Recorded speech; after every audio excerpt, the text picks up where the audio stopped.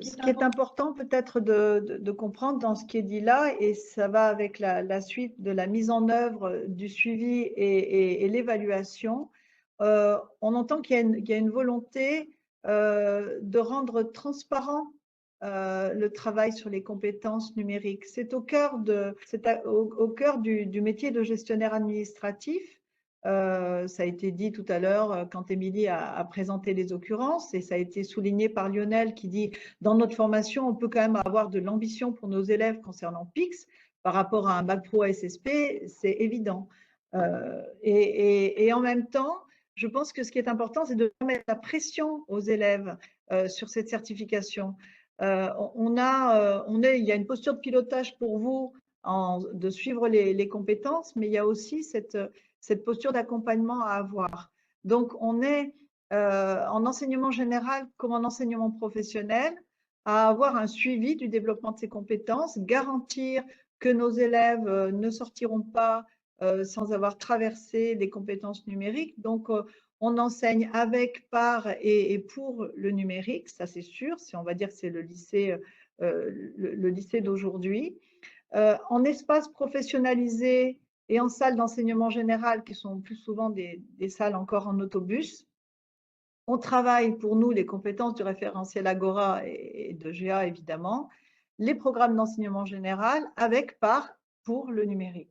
Et ensuite, on pointe plutôt le programme d'enseignement général, chacun des programmes, notre référentiel nous, et on voit comment, de manière transparente pour les élèves, l'air de rien, ils développent leurs compétences numériques. Et tout ça va être fixé et rendu visible par les positionnements au fil de l'eau, réguliers, les bilans intermédiaires sur PIX, et du coup, au terme de ça, sur la certification. On a des espaces qui peuvent être dédiés pour, en début d'année, bien expliquer les enjeux, notamment l'accompagnement personnalisé, pour faire découvrir peut-être la plateforme. Et ce qu'on observe déjà, vous voyez, une seule année d'expérience montre déjà des écueils. Et il nous a semblé important, à Myriam et moi, de vous signaler qu'on ne doit pas déléguer PIX, puisque c'est appelé comme ça, à une seule personne de l'équipe. On ne doit pas dédier des heures de classe pour faire PIX.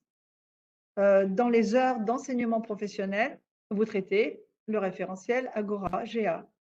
On ne doit pas non plus déléguer les apprentissages aux élèves, c'est-à-dire vous leur faire connecter, se créer un compte et en leur disant maintenant c'est pour vous. Ça, c'est pas envisageable parce qu'il n'y aurait pas d'accompagnement, il n'y aurait pas de suivi. L'erreur, ça serait de ne pas être dans une posture d'accompagnement alors qu'il faut être avec eux, vraiment, à côté d'eux. Et puis, l'ultime, ça serait de présenter PIX aux élèves comme une menace pour l'obtention du diplôme. Du type, si tu n'as pas fait PIX, tu n'auras pas ton bac.